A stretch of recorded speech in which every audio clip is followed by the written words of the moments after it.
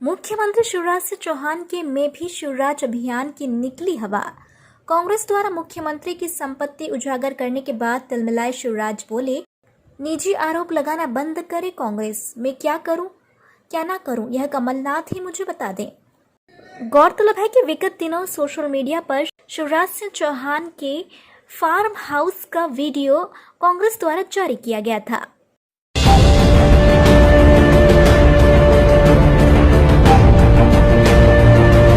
ये luxurious farm house यह किसी अमीर आदमी का नहीं बल्कि अपने आप को गरीब किसान का बेटा कहने वाले मुख्यमंत्री शिवराज सिंह और उनके परिवार का है।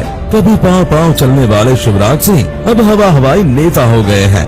वह प्रदेश में खेती को भले लाभ का धंधा नहीं बना पाए, लेकिन खेती से करोड़ों रुपए की कमाई कर रहे हैं। मध्य प्रदेश के इन्वेस्टर्स मीट में करोड़ों रुपए खर्च करके भले उद्योग नहीं लगे हों, किंतु उनकी पत्नी, बेटों और रिश्तेदारों के जरूर उद्योग लग गए। इनमें करोड़ों रुपए के निवेश हो गए। बुधनी के छोटे से गांव जैत में 5 एकड़ जमीन वाले किसान के मुख्यमंत्री बनते ही हाट बाट बदल गए। विदिशा जिले के ग्राम बेस, शेरपुर और ढोलखेड़ी में अरबों रुपए की लागत से अत्याधुनिक सुविधाओं वाले 2 विशाल फार्म हाउस तैयार हो गए।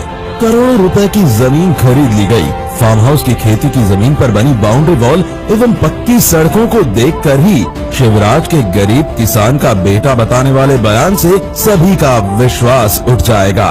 फार्म हाउस के चारों ओर करोड़ों रुपए की लागत से बाउंड्री वॉल बनाई गई। सरकारी खजाने से खेत तक जाने के लिए सीमेंट कंक्रीट की सड़कों का निर्माण कराया गया।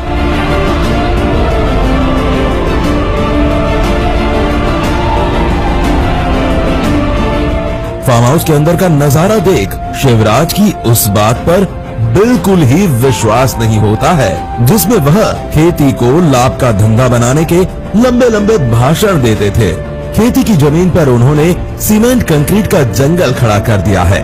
खेती की जमीन पर अत्याधुनिक सुविधाओं से युक्त 3 लग्जूरियस बंगले खड़े कर दिए हैं। इन बंगलों में 24 घंटा बिजली सप्लाई के लिए जनरेटर भी लगे हुए हैं। दूध डेयरी के लिए विशाल शेड बनाया गया है। करोड़ों रुपए की लागत से पॉली हाउस और वेयर हाउस तैयार कराए गए हैं। फार्म हाउस के अंदर सीमेंट कंक्रीट की मोटी मोटी सड़कों का जाल फैला हुआ है। सड़क के दोनों ओर LED लाइट की व्यवस्था की गई है। इस फार्म हाउस में शिवराज सिंह और उनके परिवारजनों ने करोड़ों रुपयों का निवेश किया है, जिसे देखकर सभी की आंखें फटी रह जाएंगी। शिवराज सिंह गरीब किसान के बेटे जरूर थे, मुख्यमंत्री बनने के बाद वह अमीर किसान हो गए हैं। मुख्यमंत्री के चुनाव घोषणा पत्र 2003, 2008, 2013 और 2018 को देखने से स्पष्ट होता है कि जो संपत्तियां घोषित की गई है उसमें मुख्यमंत्री शिवराज सिंह चौहान, पत्नी साधना सिंह, पुत्र कार्तिकेय, कुणाल सिंह के नाम पर खरीदी गई जमीनों पर आलीशान फार्म हाउस तैयार है। मुख्यमंत्री बनने के बाद 13 सालों में यदि वह अपनी आर्थिक समृद्धि का नुस्खा सार्वजनिक कर देते हैं तो इससे प्रदेश के गरीबों और किसानों का भला होगा।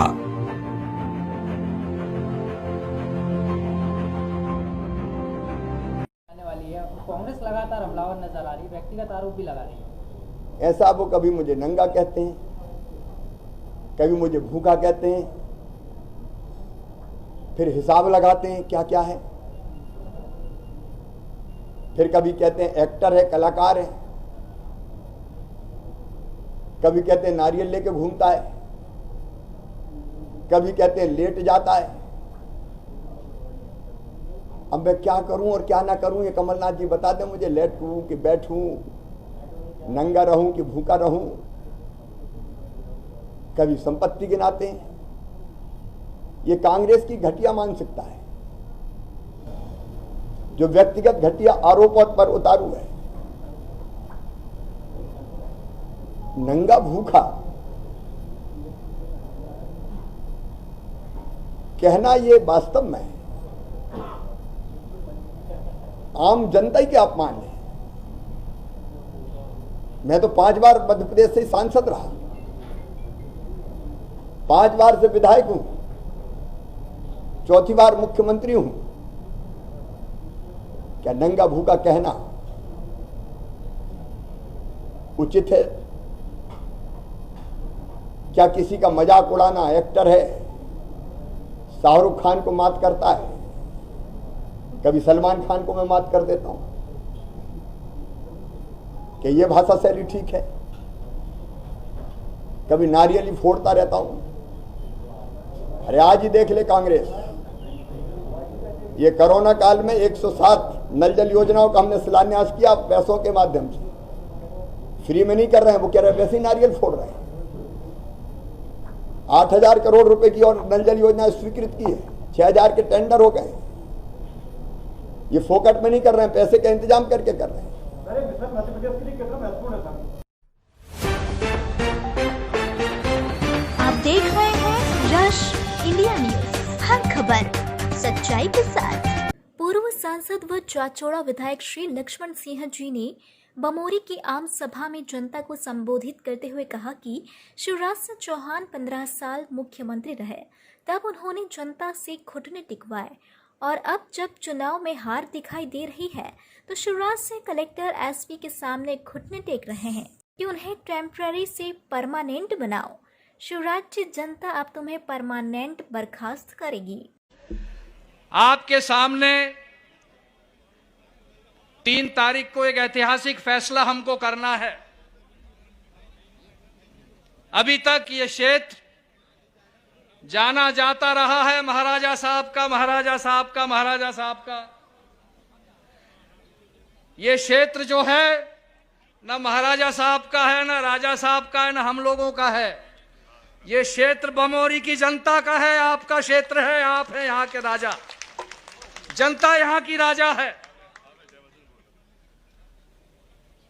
अगर इतिहास उठा के देखें हम बमोरी गुना का, तो आदिकाल में यहां वनवासी रहते थे, वन क्षेत्र था और नदियां नाले बहते रहते थे 12 महीने। महाराजा साहब आए तो महाराष्ट्र से आए और हम लोग आए तो राजस्थान से आए। फर्क सिर्फ इतना है कि महाराजा साहब ने घुटने टेक के अंग्रेजों के सामने अपना राज कायम किया और हमारे परिवार ने घोड़े की पीठ पर बैठकर अंग्रेजों को खदेड़कर अपना राज कायम किया। ये फर्क है। और आज प्रजातंत्र है और इस प्रजातंत्र को हासिल करने के लिए हजारों लाखों स्वतंत्रता संग्राम सेनानियों ने अपनी बलि दी है। उन सैकड़ों हजारों आदिवासियों ने बलिदान दिया है जिनके नाम आज तक हमको पता नहीं है। वो स्वतंत्रता संग्राम सेनानी है हमारे। ऐसी लड़ाई लड़ी है कांग्रेस पार्टी ने देश के लिए, और आज उस पार्टी के लिए अनर्गल बातें की जा रही हैं। अब घुटने टेकने से मुझे एक बात याद आई। जब से सिंधिया जी भाजपा में गए हैं, शिवराज सिंह भी घुटने टेकने लगे।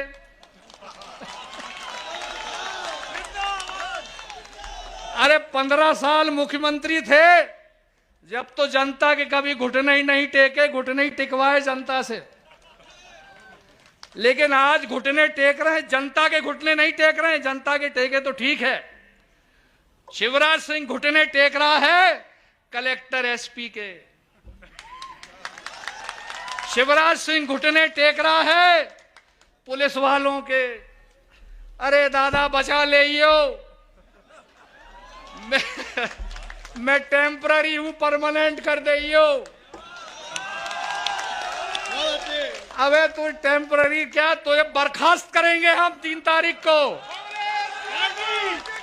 परमानेंट तो भूल जा, बर्खास्त करेगी ये जनता मध्य प्रदेश की। षड्यंत्र पूर्वक तुमने एक ऐसी सरकार को हटाया है जो सरकार गरीबों के,